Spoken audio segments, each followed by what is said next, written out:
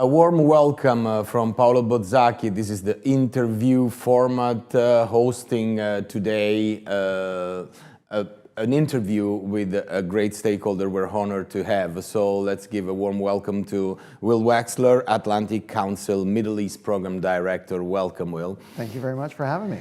And of course, this interview is going to be broadcasted while the ceasefire agreement of Sharm el-Sheikh, it's just a week ago. So, well, first of all, what is the Atlantic Council think tank position about the ongoing peace path to be followed? We have a lot of people at the Atlantic Council. Everyone speaks for themselves. We don't have institutional positions, but I can tell you what my position is. This is a rare piece of good news out of the Middle East. You know, those of us who are trained to watch the Middle East, we're trained to be pessimists because you're generally viewed as prescient if you come at issues from a negative point of view. And there's a lot of challenges that still remain.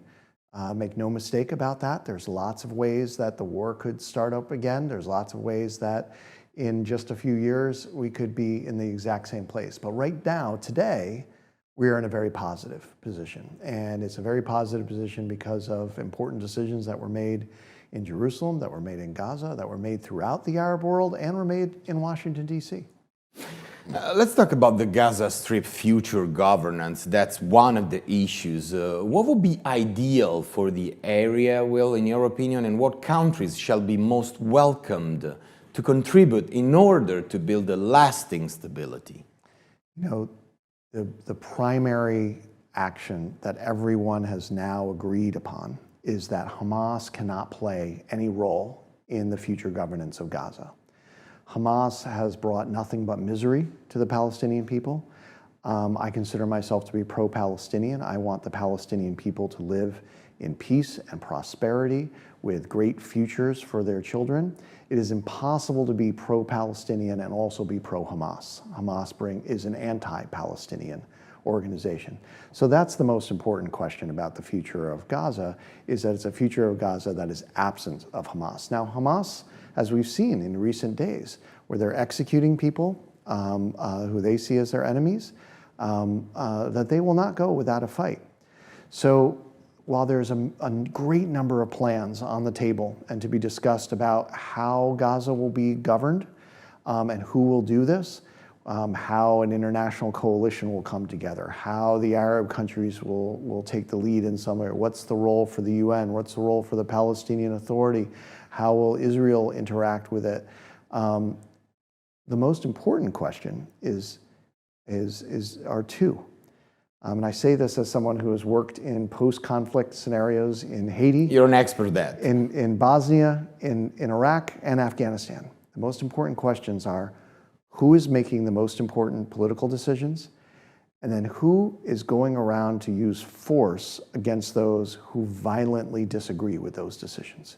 Because there will be remnants of Hamas. There will be groups of people, whatever they call themselves, who will use violence against the government in Gaza. The government in Gaza has to be able to deal with those people. You held, Will, official roles in the US government and are one of the international experts in contrasting terrorism. Is Hamas disarmament a reachable goal, and how should it be pursued? It is a reachable goal. We have defeated terrorist organizations in the past. And we can defeat Hamas as well. It began with, of course, the military campaign that Israel has conducted, which leaves Hamas a shadow of what it was, but it is still there. Please note, you'll see pictures on the news, you've already seen them, you will see them again, of Hamas fighters coming out in uniform. Let's remember that it's a war crime not to be in uniform. While the war is ongoing, no one in Hamas wears a uniform. The second the war is over, they wear their uniforms to come out.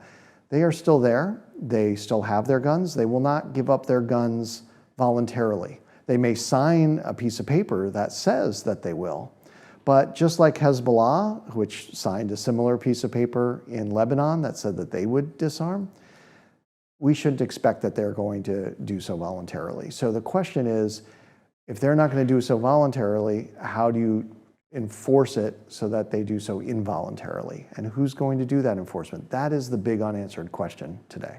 Who should do that? You know, there's an old, you know... in your opinion, of course. In my opinion, there are no good answers to that question. I go back to the Sherlock Holmes story. And there's a famous Sherlock Holmes story where he says, when you eliminate all of the impossible, whatever's left, however improbable, must be the truth. Because the United States is not going to do it. The UN is not going to do it. Israel can't do it. The Palestinian Authority doesn't have the capacity to do this in the West Bank, much less Gaza. It is unlikely that Egypt or Jordan is going to come in, who have great success in dealing with the same kinds of threats inside their own countries. It is unlikely that they are going to be able to do the exact same thing inside of Gaza. You've heard stories of tens of thousands of Indonesian troops and other troops that are going to come in. They are going to do wonderful work to do basic security, to do basic roadblocks, to do protections of individuals and institutions. Are they going to hunt down the cells of terrorists that remain? I doubt it, just based on past experience in other war zones. I suspect we're going to see some contractors in the region, and there's a lot of people that aren't going to like that. But when I eliminate all the impossible, that's what I'm left with. We live the possible. Yeah. And what do you think? This is a political question. So, will be the consequence of the massacres in Gaza for terrorism initiative in Middle East in the coming years? It will be a very significant challenge. The Arab people and the Muslim people around the world, that number of billion, have just lived through 2 straight years of unending social media and other media of legitimate Palestinian suffering every single day. I mean, there's of course a lot of disinformation, but when you eliminate all the disinformation, you can still see legitimate pictures and videos of Palestinian suffering every day if you choose to. And there's a great number of people who have chosen to do that. That is a tragedy. That is a horror to see. I've seen all of those videos. Most of the people that see those videos are going to react the way I do. There are some people that are going to see those videos that are going to react with violence. And this will be a continuing problem for all the countries that have those people in them, whether in the Arab world, whether it's Israel, or whether it's in Europe or the United States as well. So this will be a challenge for some time.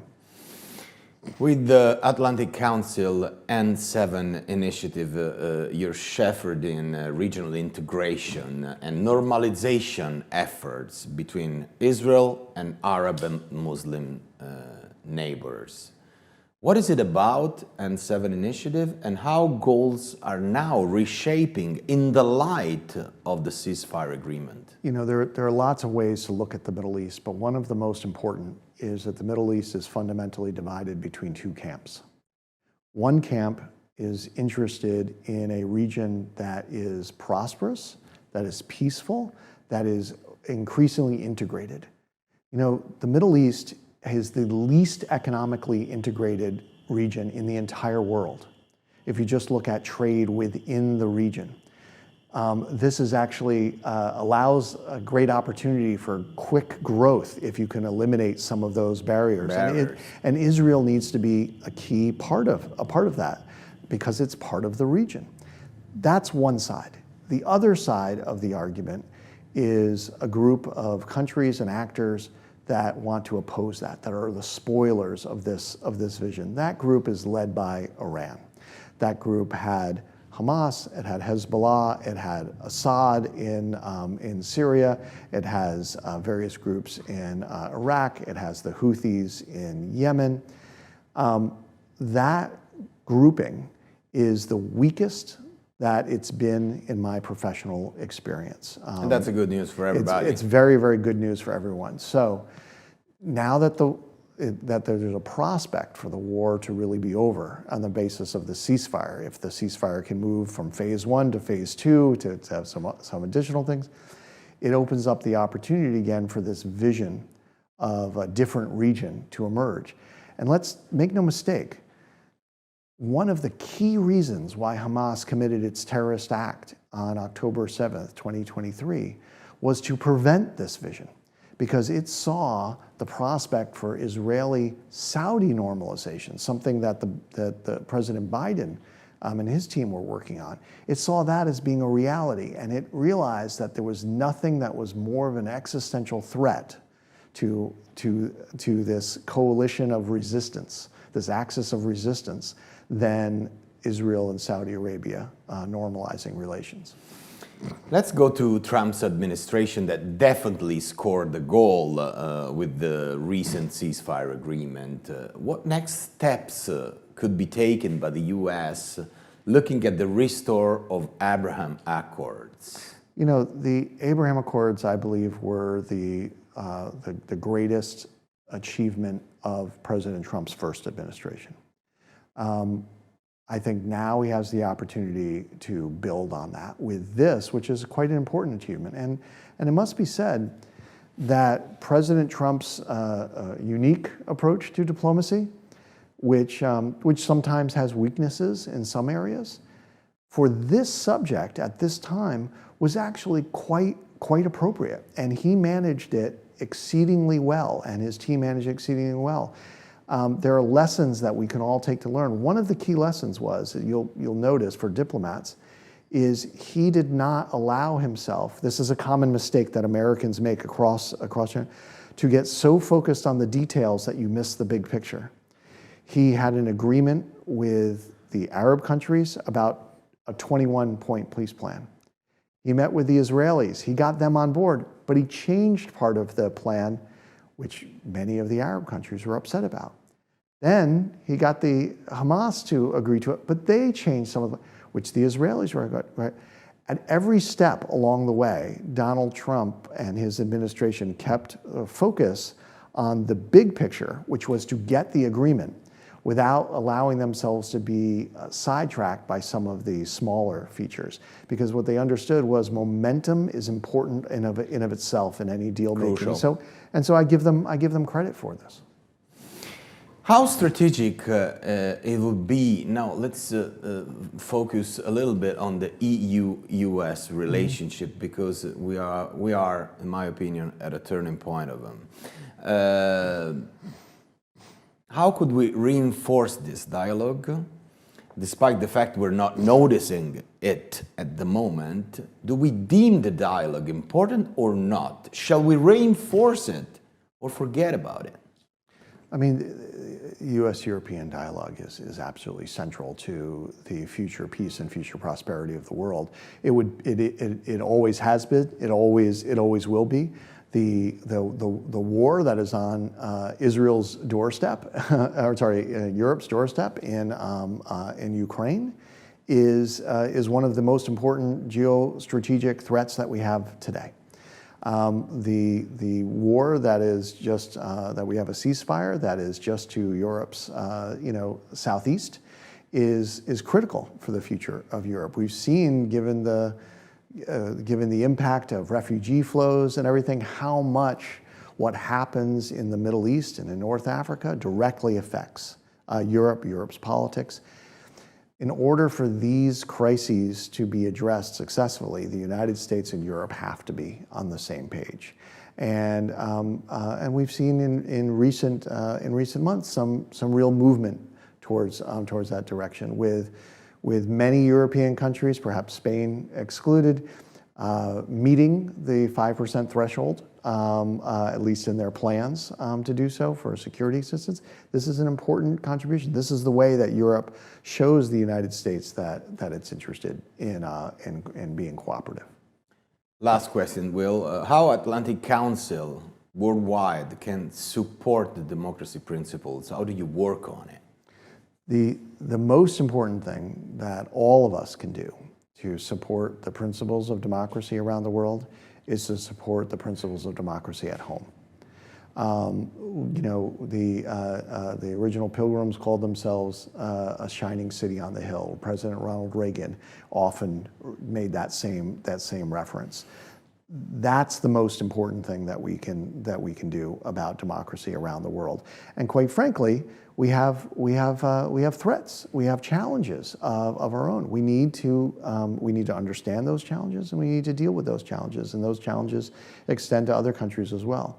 In addition to that, we can promote democratic evolution in countries abroad in ways that are legitimate for those countries abroad. Some of the mistakes that we've made over the years are by pushing countries in directions that are too fast for their societies.